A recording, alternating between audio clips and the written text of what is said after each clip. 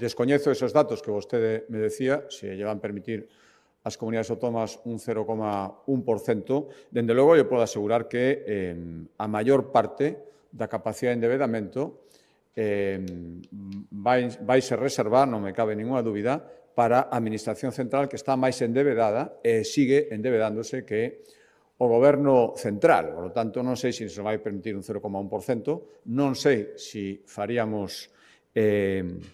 uso desa capacidade. Teño repetido moitas veces que en Galicia non ten un problema de débeda. Por iso, todas as consideracións que fixen o respecto. Quen ten ese problema de endebedamento e cada vez máis é o Goberno central, que por unha banda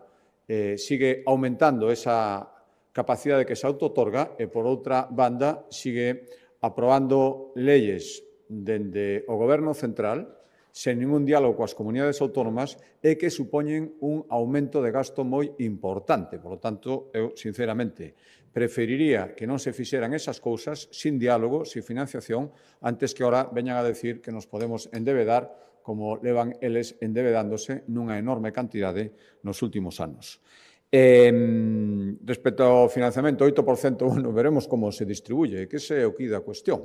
Estamos falando de aprobar o primeiro orzamento, se que ao final se aproba, que xa manifestei antes as miñas dúbidas, en moitos anos,